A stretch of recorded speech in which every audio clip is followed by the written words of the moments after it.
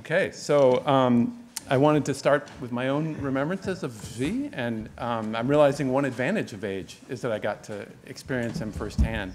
Although I find it really beautiful that he lives on in many younger economists through building on his ideas. So I met him when I was a newly minted PhD, and many of the comments resonate because he was inspiring, also a little bit intimidating, but he also just had like this quiet charisma and this kind of mischievous smile. And he was encouraging, even though I wasn't one of his students. So I really appreciated that because there's this anonymity when you start in the profession, and someone of his stature to listen to me was truly an inspiration. So his influence is everywhere in my work. This social returns versus private returns. I'm always trying to build spillovers in. I remember having a conversation with Ariel Pekis where he said, oh, you need to have those to generate growth. And I'm like, no. We put that in because we think it's there in the data because people like Griliches told us it was there in the world. The other thing I was going to say is like all the stuff about product quality and product variety, you're going to see it in this paper here and my other work. And so the only thing I've done that doesn't reflect Zvi's influence is on sticky prices, and that's just like temporary insanity on my part. Okay, so the title, Romer Ricardo, is a deliberate mix of growth and trade. So apologies to Philippe if you're wondering why it's not Romer or versus Aghion. It could have been, but that would have made it sound like it was just growth. So we're deliberately, you'll see, trying to combine growth and trade, maybe overly ambitiously.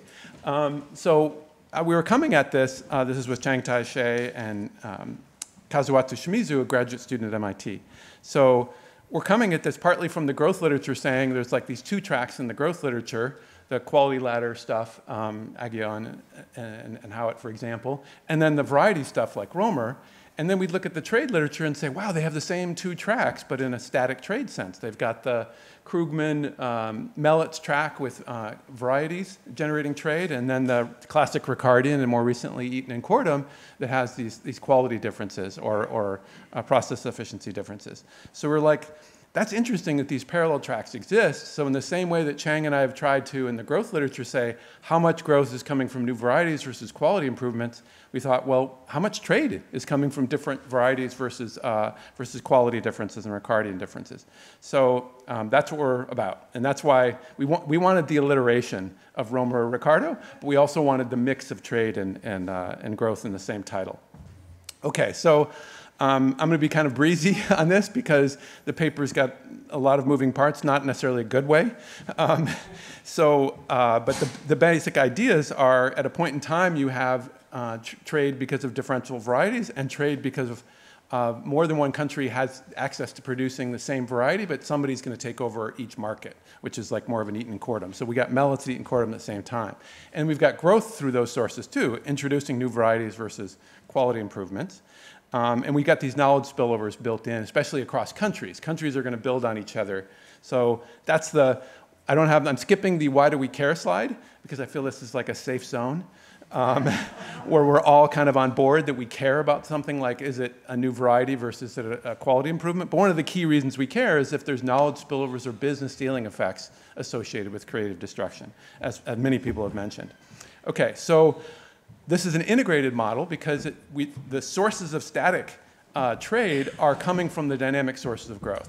So if a country is introducing a lot of new Romerian varieties, it's going to be doing a lot of Romerian trade, a lot of Mellitz type trade.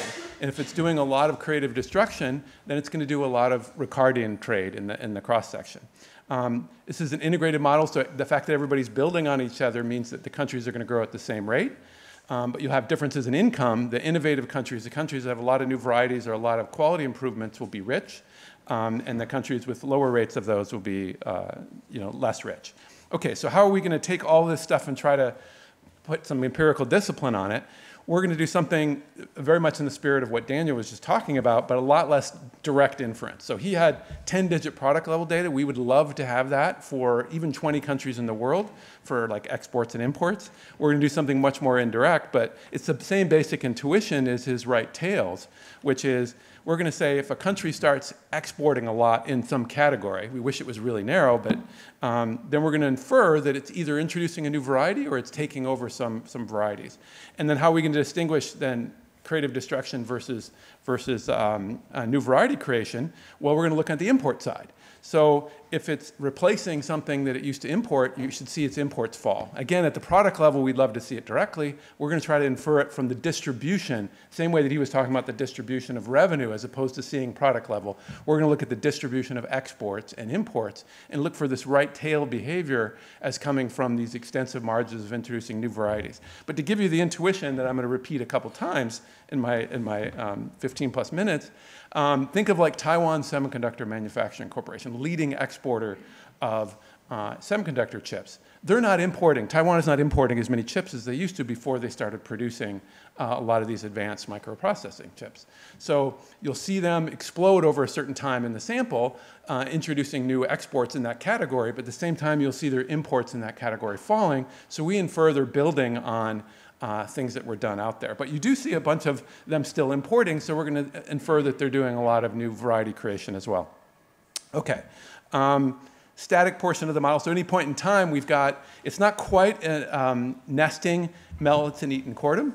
To do that, or Eaton Kortum, more exactly Bernard Eaton Jensen and Kortum, we decided not to exactly nest them. We're nesting Melitz, but we're not nesting BEJK because they had endogenous markup dispersion, which is fascinating and out there in the world, but it was just, we have enough stuff going on, so we just killed that and just have, even though you've got these heterogeneity and quality steps, everybody's got the same markup for simplicity. But picture we've got the typical things like fixed cost of exporting. We also have fixed cost of production. We've got variable cost to exporting to various countries. And then at a point in time, then we've got what we're calling a Romarian trait. A Romarian thing is if only one country has the blueprint for producing that variety. And Ricardian is if more than one country can produce that variety. But we're going to have that Eaton Kortum element of in any one market, if more than one country can produce a product, still only one country will take over that particular market. So you could have this Dornbush-Fisher-Samuelson thing where because of trade, two countries are producing the same product but only serving the domestic market, or the best of those two is able to capture both markets depending on the trade costs and the quality difference. Okay, so one of the things we get from this unified perspective though is this endogenous distribution of TFP that I was alluding to earlier. Okay, this is just to show you there are equations. We do formalize this. Obviously I haven't defined any of these terms, but picture we've got growth in each economy. It's going to be the same in every country. Every country is going to grow the same because of this kind of knowledge spillovers, but the levels will be different, and we can ask in each country how much growth is coming from. So you could have, for example, all growth in a country coming from new varieties, and all growth in another country coming from creative destruction. So we're going to decompose growth into quality improvements versus new varieties, but we could just as easily decompose it into domestic innovation and foreign sources of innovation. So that's another thing we like about this is that, if another country comes up with a new variety, that benefits us. Or if this one's maybe more controversial, we have a frictionless model in terms of employment. So the China shock is nothing but a good thing because they at least provide cheaper versions of products that you get to enjoy. So it's as if you have access to a better variety. Okay, so we can do things like decompose growth country by country into types of growth, quality ladder versus varieties, and also domestic innovation versus foreign innovation, as well as say in the cross-section, does a country export a lot of new varieties or export a lot of things that it built on from other countries that they created? Okay, so how are we doing the inference? I already described it briefly, but let me describe it again. We're going to look at the distribution of export growth and the distribution of import growth, and particularly positive export growth versus negative import growth. And we're going to say, the right tail, I guess maybe I'll just go to a figure. So the disappointing thing is that, sorry, wrong direction. Disappointing thing is we're using 4-digit to be able to look at 20 countries or more. We're looking at the biggest 20 countries that are responsible for like 95% of trade. We're kind of disappointed that the aggregate level we were able to do that at is about 4-digit. So nothing like the the 4,000 products, closer to 400 products than 4,000. So we have a lot of aggregation. So we're going to have to do a lot of indirect inference. We can't directly see this stuff. So we're going to look for thickish tails, not literally the +2, -2 that Daniel is referring to. But let me just skip over this kind of picture is the distribution of export growth. And you can see there's a lot of +2 action in both China and the US. So how can we distinguish who's coming up with the new varieties and who's creatively destroying existing ones? We're going to look on the import side. Not dramatic difference. We don't see a lot of -2, but we see a lot more mass, a lot less mass in the close to 0 in China versus the US. So the US doesn't slash its imports of a lot of things. So that's like saying we have big export surges in the United States, but we don't have import declines. So it doesn't look like the United States is replacing much of anything that it's importing with domestic varieties. Whereas China has much less of the mass close to 0, so it's doing a lot of things where it slashes its imports by a fair amount in a 4-digit category. So we're inferring from that that China does a lot more creative destruction and the US does a lot more new variety creation. Okay, so the pattern, this is the key empirical plot. So if I didn't show you anything, this is the thing to show you. And this is purely data. So all we did was say large export growth is +1 to +2, and large import decline is -1 to -2. And you see the striking pattern. We've got TFP from data unrelated to trade on the horizontal axis, US normalized to 1. And you see on this left part here, you see what's happening is large import declines are much more likely in poor countries, lower TFP countries, and much less likely in high TFP countries. So the US isn't alone in that picture I showed you. They're like Canada, EU, Japan, Australia. You're seeing the pattern. And up in the upper left tail is like India, Indonesia, China. So the idea of slashing your imports and maybe replacing it with something you export is something cheap labor costs, lower developing countries do. Again, very intuitive, but it's jumping out at the data in this very indirect inference. And if you think about large export growth, that's what rich countries do. They don't do a lot of import declines, but they do plenty of the large export growth. So you look on the right tail, you see the US, Canada, Japan, EU again in the upper right, and the lower TFP countries in the lower left. So we're going to infer there's nothing in our model that forced us to find this in the data. This is what in the data is going to make us infer that rich countries generate new varieties and relatively lower TFP countries imitate them with some sort of lag. So that's where we're heading. Okay, so those of you who know the Grossman-Helpman north-south models, and Krugman had a version of that too. This is very much in that flavor. So you might say, hey, we knew that from the north-south product cycle papers, but those were purely theoretical papers. We're trying to make this empirical and quantitative, and we're finding very much in their spirit. We didn't know we would, but we're allowing that. We could have found, in the model, we allow developing countries to introduce new varieties. We're just not seeing patterns in the data that suggest that. We easily could have found that they don't do a lot of creative destruction and they introduce new varieties, but like really low quality ones, and that's why they're relatively low TFP. That's not what we're finding. Okay, so I'm skipping over. Maybe too ambitious, 87 parameters. If going from 9 to 15 was, you can imagine maybe we're going too far here.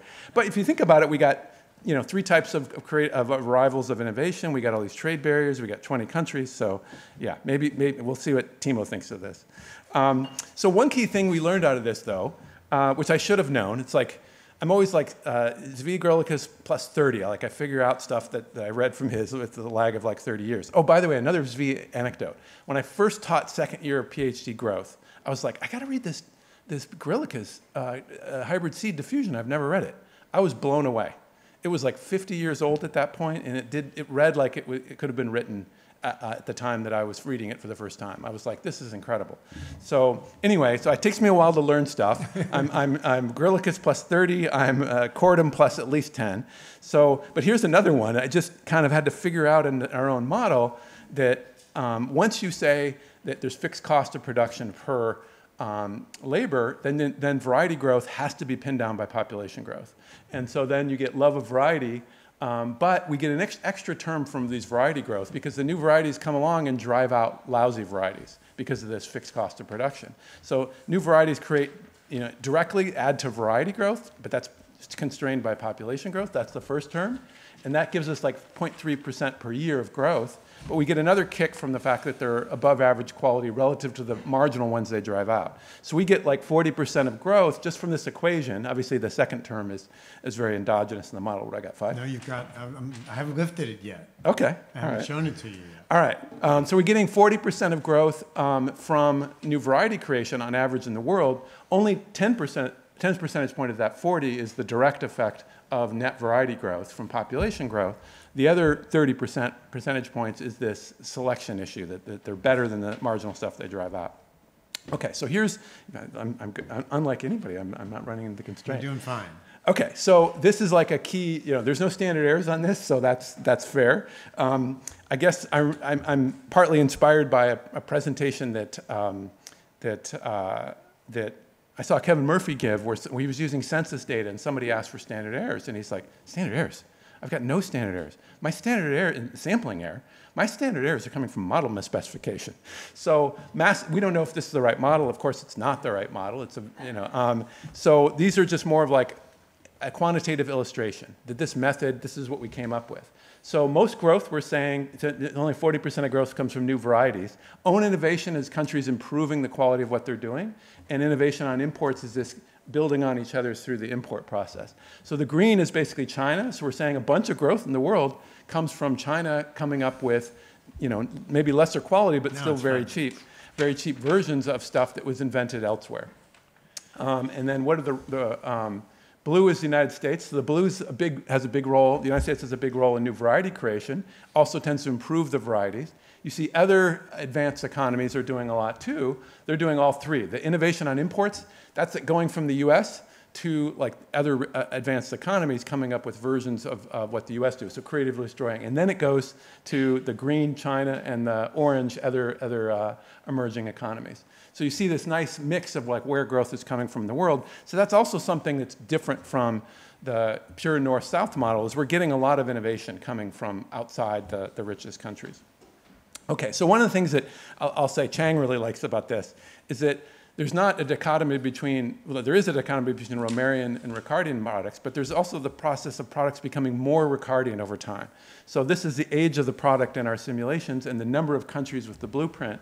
On the right, you can see it starts with one country that comes up with a new variety, and then that knowledge spreads through this imitation process that we're estimating so that, granted, a century later, seven countries can produce it, but it's becoming more Ricardian over time. So the Romerian share of a product as it ages is falling systematically, very much in the Grossman-Helpman north-south spirit.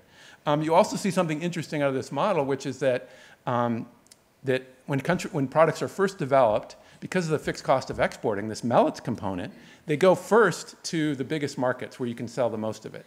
And only then, when it gets improved over time and becomes a better quality product, is it worth introducing into smaller markets. This is very Eaton Cordum Kramars-esque here. You see in the model, as the products age, they penetrate to the average GDP. The size of the GDP of the destination market is shrinking. So again, it's like the biggest market gets served first, and then eventually it diffuses from the consumption side to smaller markets, which we think is kind of cool. Okay, this is just showing things going from the US to other advanced economies. So if you thought it was always the US versus developing countries, there's this product cycle even within the North. That's also something you don't get out of Grossman-Helpman.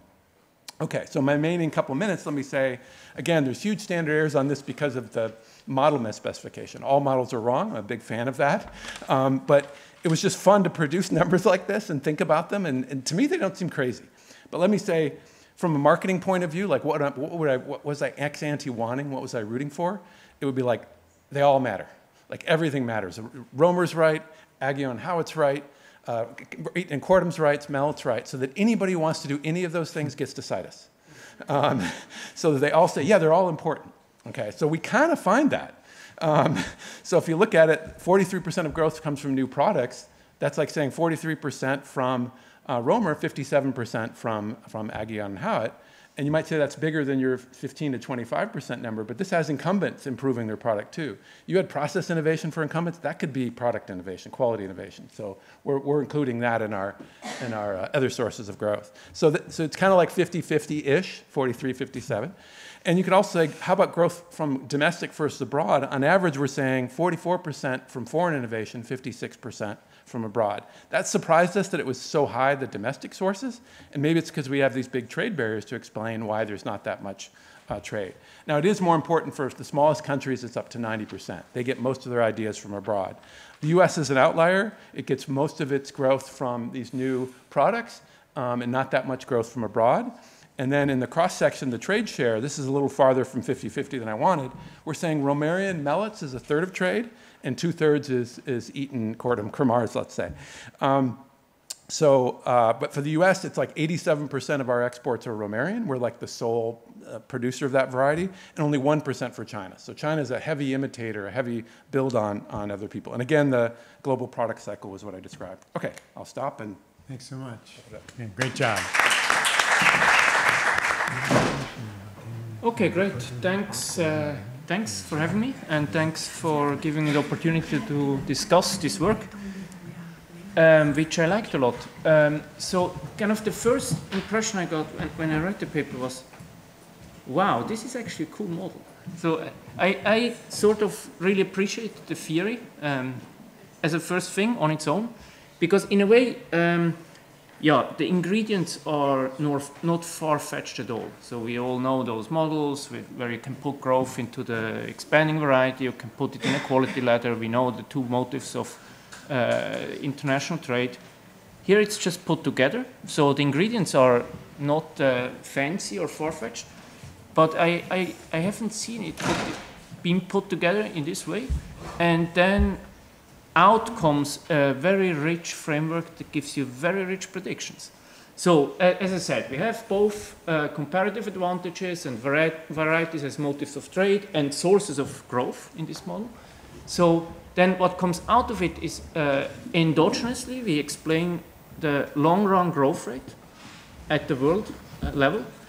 It's not that just one country is the leader and pushes the frontier, but it's jointly pushed by all countries. So all countries contribute to the growth at the global level.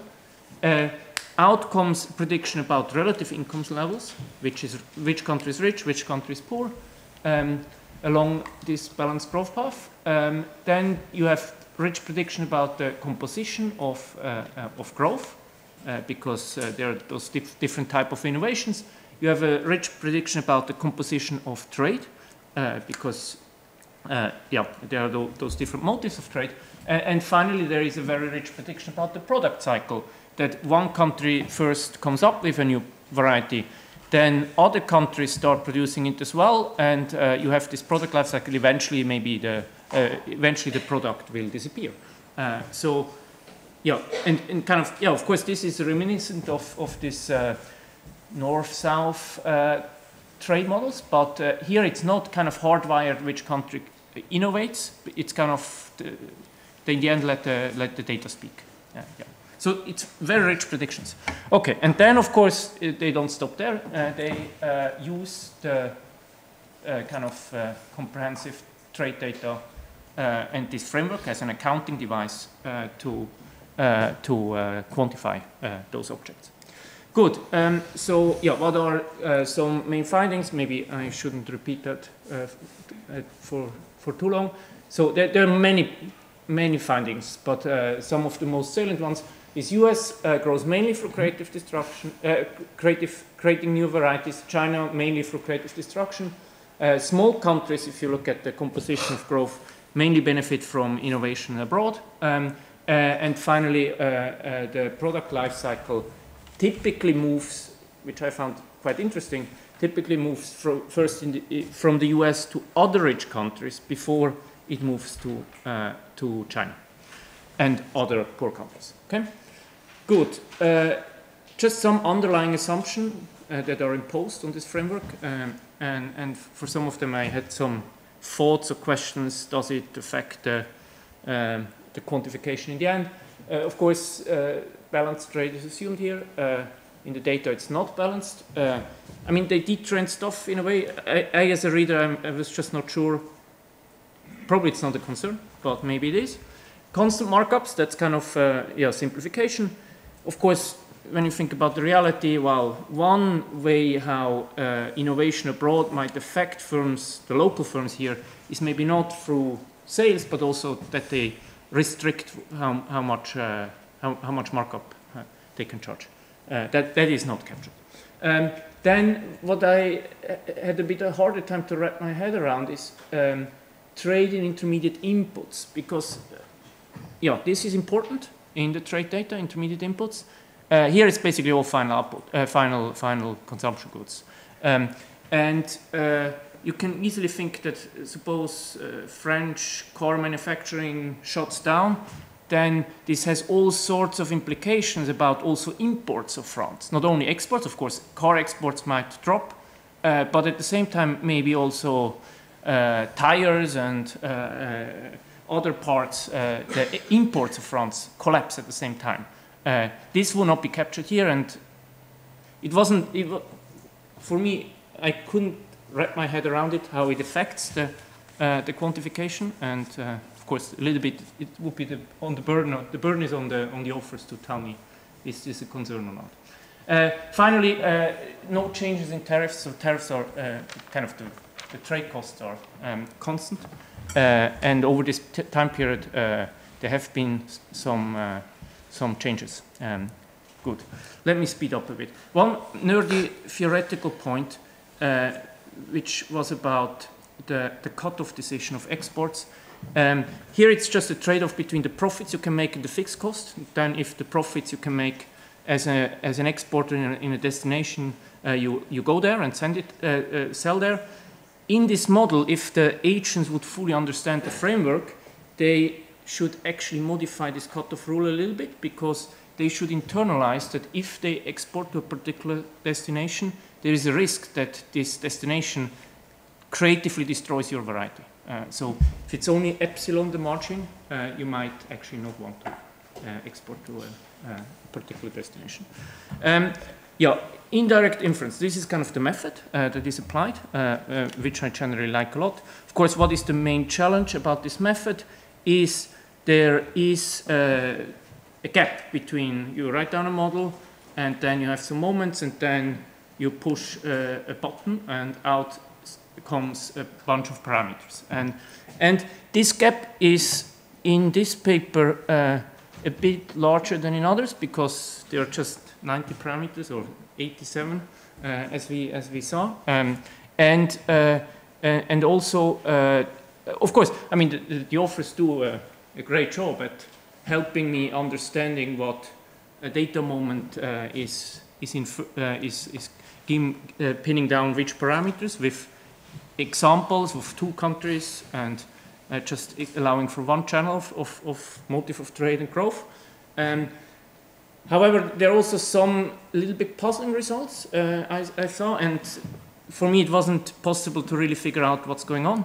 One is actually, if you compare, there are a lot of numbers here, but if you just compare, what did I do? If you just compare China and China and other poor countries, on the top panel you have the data moments. They look relatively similar. But then if you look at the estimated parameters down there, they look very different. So you see kind of domestic production, the lambda is 2% in China, and other poor countries 51. Okay, wow. Then you look at the new products, 0.8 in China, 22 in other poor countries. So the other poor countries look much better in creating new varieties than the other rich countries like the European Union. So given that the moments looked relatively similar, I had a hard time to see where is it coming from, and of course curious to know where it's coming from, this difference. Good. Another point I thought about this, of course there is this kind of striking finding about the China shock. Suppose you would replicate, and this is kind of, maybe it seems at first at least to me, a bit at odds with this story that the product cycle is actually from the US then to other rich countries like European countries and then to China. So I was wondering if you would feed in a China shock in this model, would you get as well big effects on the US economy or not. Yeah. 1 minute. Yeah, so, I mean, Pete said that they're going to look into more detailed microdata, and I think that, of course, has big promises, and I think will help a lot to inform the exercise. Yeah, I think there is a lot to learn from it. One is, there is, of course, this awkward moment in the paper where we have to go from products to export categories, and it's a bit, yeah, of course, if you can avoid this, that's great. And then, of course, related to the markups, the micro trade data, they might also give you physical quantity, not only sales, but also physical quantity, so you could at least check whether something happens to prices as well. Yeah. So, yeah, bottom line, well, this is great paper, great work. I really like it, and I'm sure it will have a lot of impact. Last line is, it's also interesting for me when I thought about it. Actually, trade economists might say, oh, I don't care. I get my gravity equation out of both motives of trade, varieties or Ricardian comparative advantage. Here it's kind of connected with growth, and in the growth literature, I think everyone agrees that we care about, we have a clear reason why we care about the different source of growth, so whether it's variety or creative destruction, because there is this business stealing effect. So there is actually also a good answer. No, also the trade people should care. Yeah. Thank you. Thank you. Very good. Use that. Yeah. Do you want me to respond directly or open it up? Up to you. I mean, if you want to just take comments, we can. So I just wanted to say one thing clarifying. So I agree with everything Timo said, all completely fair. I was going to add that one limit of the study, if you're wondering how do we do all this, one important limit is that we're just backing out arrival rates that we're estimating. We're not endogenizing those. So we can't do any like policy counterfactual, change the tariffs and ask how the innovation rates change. So in addition to the trade people saying, why do we care about this paper at all? They would naturally say, you can't do any counterfactual. A lot of people reacted, you know, this is just not frontier because you're not endogenizing that stuff. So let me just say, in the spirit of Griliches, we're doing some accounting, right? And growth accounting isn't theory-free and model-free. You need constant returns to scale and competitive input markets, for example. We need some assumptions. We've got some market structure, maybe more assumptions for growth accounting, but that's what we're trying to do. But there are limits to it. Yep, I'll open it up. Great.